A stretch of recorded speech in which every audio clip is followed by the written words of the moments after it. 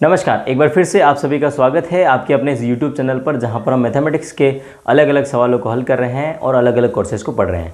पिछले दो वीडियो में हमने 5 और 5 10 सवालों को हल कर लिया है। 10 जो सवाल किए हैं वो अलग अलग टॉपिक से हैं। तो आज के इस जो वीडियो में 5 सवाल होने वाले हैं वो भी अलग अलग टॉपिक से हैं। अभी तक आपने मेरा चैनल सब्सक्राइब नहीं किया है तो एक बार सब्सक्राइब कर दें, और परीक्षा तक हम 5-5 सवाल करते हुए बहुत सारे सवालों को हल करेंगे। तो आप हमारे साथ बने रहें और वीडियो को ज़्यादा से ज़्यादा शेयर भी कर दें, ठीक है। तो चलिए शुरू करते हैं। आज जो हमने क्वेश्चन लिया है, पहला क्वेश्चन जो है, इस चित्र को देखते ही पता चल गया होगा कि ये जो है इसे हम कहते हैं पाई चार्ट।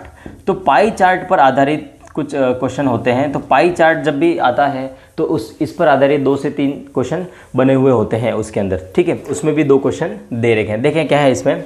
जैसे इस क्वेश्चन में हमें डिग्री के रूप में दे रखा होता है। तो ये जो क्वेश्चन है पाई चार्ट, वो 2 टाइप से दिया हुआ रहता है कि एक तो हमें जैसे डिग्री के रूप में दे रखा है, या फिर हो सकता है कि इसमें अमाउंट लिखा हुआ हो कि माना कि जैसे हॉकी पर खर्च होने वाला जो, जैसे क्वेश्चन जो है हॉकी और क्रिकेट को मिलाकर कुल व्यय, मतलब जो खर्च हो रहा है, पैसा हो रहा है जो खर्च, तो उसको जैसे डिग्री की जगह यहाँ पर अमाउंट लिखा हुआ हो सकता है। सभी जगह अमाउंट लिखा हुआ हो सकता है। तो या तो अमाउंट के रूप में होता है या फिर ये डिग्री के रूप में होता है। 2 टाइप से क्वेश्चन होते हैं।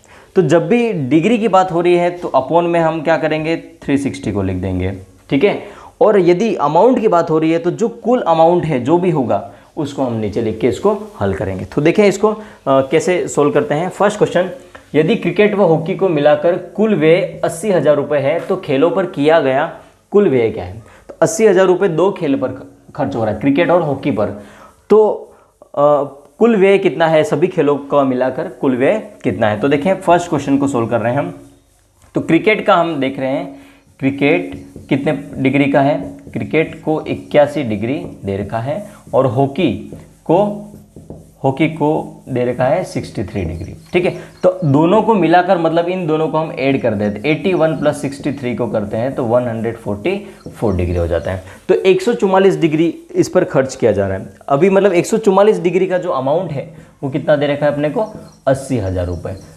तो हमें कुल ज्ञात करना है। तो देखें यहाँ पर मैंने कहा कि जैसे डिग्री दे रखी है तो हमें अपॉन में तो लिखना है 360 डिग्री, और जो हमें जो टोटल व्यय किया है वो हम यहाँ पर लिख देते हैं 144 डिग्री, और यहाँ मल्टीप्लाई में क्या आ जाएगा, अमाउंट, जिसको अपन x मान लेते हैं। मतलब क्या होगा, जब डिग्री दे रखी है तो 360 डिग्री को यहाँ लिखा रखेगा, और यदि अमाउंट दे रखा है तो इस अमाउंट को यहाँ लिखना है और 360 को यहाँ लिखना है। मतलब अभी x यहाँ है तो वो यहाँ आ जाएगा और 360 यहाँ आ जाएगा, ठीक है। अब इसको सोल्व करते हैं। मतलब हमें x का 144 डिग्री दे रखा है, तो x हमें नहीं पता है, लेकिन हमें 144 डिग्री का जो वैल्यू है वो हमें पता है, कितना है, 80,000 रुपये है, ठीक है। तो इसको सोल्व करने के लिए x की वैल्यू फाइंड करने के लिए हम x को यहीं रहने देते हैं, बाकी सबको उधर भेज देते हैं। तो ये हो जाएगा 80,000 × 360 डिग्री बटे 144। इसको सोल्व करते हैं 12 की टेबल से, 12 बार, और ये हो जाएगा 30 बार, ये हो जाएगा 3 बार, और ये हो जाएगा 20,000, और 3 के टेबल से ये कट जाएगा 10 बार। तो ये हमारा आंसर जो है वो हो जाएगा 2 लाख रुपए। तो 2 लाख रुपए जो है वो कुल व्यय है, यानी सभी विभिन्न खेलों पर किया गया जो कुल व्यय है वो कितना हो जाएगा, 2 लाख। यानी कि अपना जो बी ऑप्शन है वो क्या हो जाएगा, सही हो जाएगा, ठीक है। आगे हम बात करें, दूसरा जो क्वेश्चन हमने यहाँ पर लिया है उसकी बात करें। तो दूसरा जो क्वेश्चन है, क्रिकेट की अपेक्षा फुटबॉल पर कितने प्रतिशत कम व्यय किया जाता है। तो जो दूसरा क्वेश्चन है उसको सोल्व करें। क्रिकेट की अपेक्षा फुटबॉल पर कितने प्रतिशत। तो क्रिकेट का जो डिग्री है वो कितना है, देखो क्रिकेट पर कितने डिग्री खर्च हो रहा है, क्रिकेट पर 81 डिग्री खर्च हो रहा है, और फुटबॉल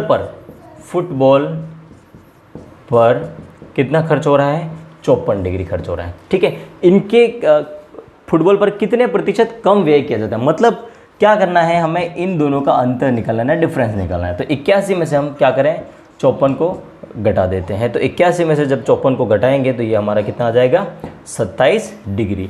तो 27 डिग्री जो है वो इन दोनों का डिफरेंस है। अब इसने क्या बोला है कि कितने प्रतिशत कम व्यय क्रिकेट की अपेक्षा। अब यानी क्रिकेट से तुलना कर रहे हैं, तो हमारा जो यहाँ नीचे डिग्री आएगा वो क्या आएगा, 81 डिग्री, और कितना, तो ये हो जाएगा यहाँ पे ऊपर कितने प्रतिशत, तो 27 डिग्री। और प्रतिशत निकालने के लिए हम क्या करेंगे, 100 से मल्टीप्लाई कर देंगे। तो 100 से मल्टीप्लाई कर देते हैं प्रतिशत निकालने के लिए, ये कट जाएगा 9 की टेबल से 9 बार, और ये हो जाएगा 9 × 27, और ये हो जाएगा 3, मतलब 100 में हम 3 से डिवाइड कर देंगे। देखिए 81 डिग्री और 54 डिग्री का डिफरेंस निकाला तो 27 डिग्री हो गया। मतलब क्रिकेट और फुटबॉल का जो अंतर है वो 27 डिग्री का है। लेकिन इसने क्या पूछा है सवाल में, कितने प्रतिशत, प्रतिशत जब पूछा है और क्रिकेट की अपेक्षा की बात की है, इसलिए हम यहाँ पर 81 डिग्री नीचे लेंगे और जो डिफरेंस है उसको हम ऊपर लेंगे। और प्रतिशत के लिए हम क्या करते हैं, 100 से गुणा करते हैं। अब 100 में जब 3 का भाग देते हैं तो हमारा जो आंसर है वो आता है 33 सही 1/3%। तो हमारे जो 4 ऑप्शन है उसको देखें, 22 सही 2/9%, 27%, 33 सही 1/3% और 37 सही 1/2%। तो हमारा जो आंसर है वो क्या हो जाएगा, सी 33 सही 1/3%।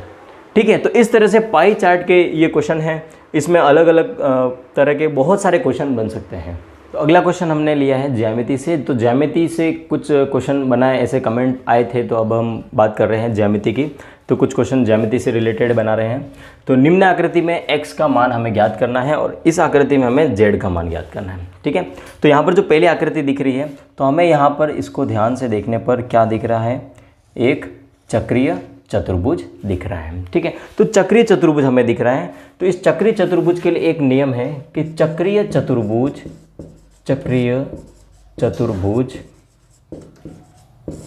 के सम्मुख कोण 180 डिग्री के या समपूरक कोण होते हैं, समपूरक कोण होते हैं। ठीक है, मतलब ये जो दिख रहा है हमें वो चक्रीय चतुर्भुज है। तो चक्रीय चतुर्भुज के सम्मुख कोण जो होते हैं वो 180 डिग्री या समपूरक कोण होते हैं। ठीक है, तो यहाँ पर हमें x का मान ज्ञात करना है। सम्मुख कोण मतलब ये जो a है, कोण a और कोण c, ये आपस में कैसे हैं, सम्मुख कोण है। तो सम्मुख कोण है यानी कि समपूरक कोण होंगे, यानी इनका जो योग होगा वो कितना हो जाएगा, 180 डिग्री हो जाएगा। ठीक है, तो अब हम बात करें, देखें तो कोण a प्लस कोण c बराबर कितना हो जाएगा, 180 डिग्री। तो कोण a का मान हमारे पास है 72 डिग्री है, प्लस कोण c बराबर कितना हो जाएगा, 180 डिग्री। तो कोण c का मान क्या हो जाएगा, 180 माइनस 72 डिग्री। तो 180 माइनस 72 डिग्री, तो 180 में जब हम 72 घटाते हैं तो हमारा उत्तर क्या आता है, 108 डिग्री। तो ये जो कोण c यानी x का जो मान है, x का जो मान है वो कितना आ गया, 108 डिग्री। तो 108 डिग्री यानी कि सी ऑप्शन जो है वो हमारा क्या हो जाएगा, सही हो जाएगा। ठीक है, तो इस नियम को ध्यान रखने की जरूरत है कि चक्रीय चतुर्भुज के सम्मुख कोण मतलब ये कोण b प्लस कोण d 180 डिग्री के और कोण a और कोण c 180 डिग्री के, और चतुर्भुज के चारों कोण का योग कितना होता है, 360 डिग्री। दूसरा क्वेश्चन जो हमने यहाँ पर लिया है, इसमें z का मान हमें ज्ञात करना है। तो z का मान हम ज्ञात करें तो यहाँ पर हमें एक चीज़ दिख रही है, एक कोण जो है इस केंद्र पर बना हुआ है और एक कोण है ये परिधि पर बना हुआ है। तो यहाँ पर एक नियम है, केंद्र पर बना कोण, केंद्र पर बना कोण, केंद्र पर कोई कोण बना है तो वो क्या होता है, परिधि के दुगुना होता है। तो केंद्र पर बना कोण परिधि पर बने कोण, परिधि पर बने कोण का दुगुना होता है, कोण का दुगुना होता है। ठीक है, तो यहाँ पर देखें, मतलब ये जो परिधि है, इस परिधि पर एक कोण बना हुआ है और ये केंद्र है जिस पर ये कोण बना हुआ है। तो ये कोण जो है वो क्या हो जाएगा, इस परिधि पर बने कोण का दुगुना हो जाएगा। मतलब कोण O, ये O नाम दे रखा है, तो कोण O का जो मान है वो क्या हो जाएगा, 115 × 2 दुगुना। तो जब इसका गुणा करते हैं तो ये कितना आ जाएगा, 230 डिग्री। अब हम इसको ध्यान से देखें तो यहाँ से अगर कोण बनना प्रारंभ होता है तो ये पूरा घूम के अगर वापस यहाँ आ जाए तो ये कितना हो जाएगा, 360 डिग्री हो जाएगा।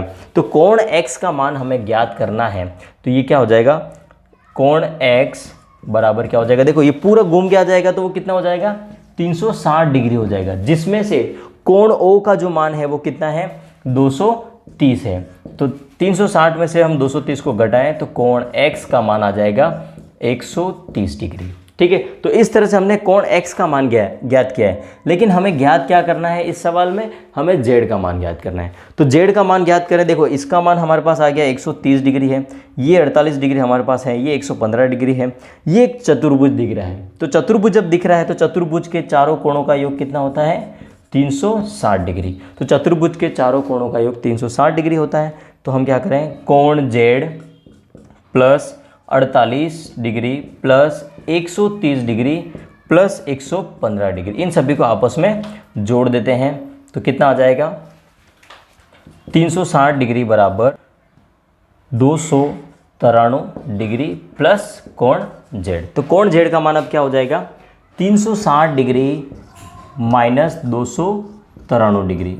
जब इसको घटाते हैं तो हमारा आंसर आ जाएगा 67 डिग्री, यानी कि 67 डिग्री। तो कोण z का मान कितना आ गया हमारा, 67 डिग्री। तो चार ऑप्शन जो हैं उसमें जो सी है वो क्या हो जाएगा, सही हो जाएगा। ठीक है, बढ़ते हैं अगले क्वेश्चन की ओर। तो इस वीडियो का ये आखिरी क्वेश्चन है और आपकी प्रैक्टिस का ये 15वां क्वेश्चन है। देखें इस आखिरी क्वेश्चन में क्या है, साधारण ब्याज की दर से 4 वर्ष में 1200 रुपये, जो मूलधन 1200 रुपये के 1488 रुपये हो जाते हैं, यानी ये मिश्रधन है। ठीक है, मिश्रधन है, हो जाते हैं यदि साधारण ब्याज 3% बढ़ जाए। साधारण ब्याज क्या किया, यदि 3% बढ़ जाए तो वह राशि कितनी हो जाएगी, मतलब जो भी दर है उस दर से तो हमारा 1488 रुपये है, लेकिन यदि 3% बढ़ जाए तो वह कितनी हो जाएगी। तो यहाँ पर हमारे पास दो मेथड है, एक तो लॉन्ग मेथड है जो विधिवत होगा और एक ट्रिक यानी कि जिस डायरेक्ट हम निकाल सकते हैं। तो देखिए यहाँ पर एक बार पहले मूलधन जो है वो कितना दे रखा है हमें, 1200 रुपये। ठीक है, और जो मिश्र धन है यानी कि ब्याज सहित जो धन है वो कितना है, 1488 रुपये। ठीक है, यदि साधारण ब्याज 3% बढ़ जाए तो वो बात की बात है। 4 वर्ष समय हमारे पास कितना दे रखा है, समय हमारे पास है 4 वर्ष, लेकिन इस समय की बात है जब दर नहीं बढ़ रही है तब हमारे पास दर नहीं दे रखी है। तो हम क्या करें, दर ज्ञात कर लेते हैं। उस दर में हम क्या करें, 3 को जोड़ देंगे और फिर हम आंसर निकाल लेंगे। तो हमारे पास दर का जो फॉर्मूला है वो क्या हो जाएगा, साधारण ब्याज इंटू 100 बटे मूलधन इंटू समय।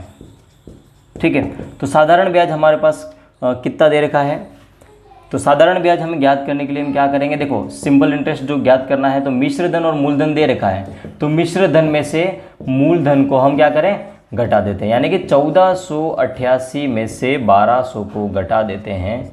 तो हमारा जो आंसर होगा वो क्या हो जाएगा, 288 रुपये। तो साधारण ब्याज जो है वो कितना है, 288 रुपये मल्टीप्लाई 100 और मूलधन कितना है 1200 रुपये इंटू समय कितना है 4। तो 2 0 से 2 0 ये कट जाएंगे और यहाँ पर ये आ जाएगा 12 12 24 और 4 12 चौक 48 और यहाँ से ये कट जाएगा तो कितना हो जाएगा, 6 उत्तर आ जाएगा हमारे पास। तो 6% जो इस समय जो दर लग रही है वो कितनी है, 6% दर है। यदि 6% से और 3% और बढ़ जाए तो अभी जो दर होगी वो कितनी हो जाएगी, 6 + 3 बराबर कितना हो जाएगा, 9%। तो 9% दर के हिसाब से हम क्या करें, साधारण ब्याज निकाल देते हैं, सिंपल इंटरेस्ट। तो क्या हो जाएगा, PRT बटे 100। तो ये हो जाएगा, मूलधन कितना है 1200 इंटू रेट कितनी होगी अब 9 और समय कितना है 4 और बटे में 100, ये कट जाएगा।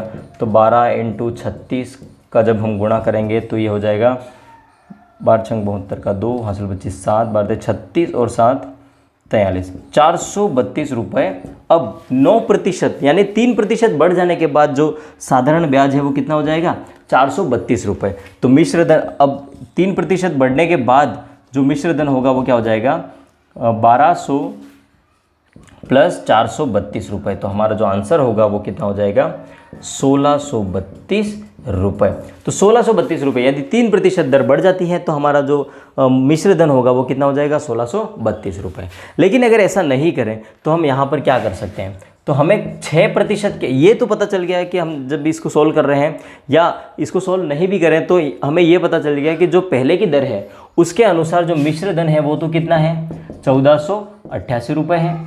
इसी मूलधन का इसी समय में 3% हम और निकाल देते हैं तो ये हमारी जो, इसको हम ट्रिक भी कह सकते हैं, तो P into R into T बटे 100। तो अभी जो है वो 3% के हिसाब से हम वो साधारण ब्याज निकाल देते हैं, यानी 1200 इंटू 3 इंटू 4 बटे 100, इसको गुणा करते हैं तो यह आ जाएगा 12 इंटू 12 और इसका आंसर आ जाएगा 144 रुपये।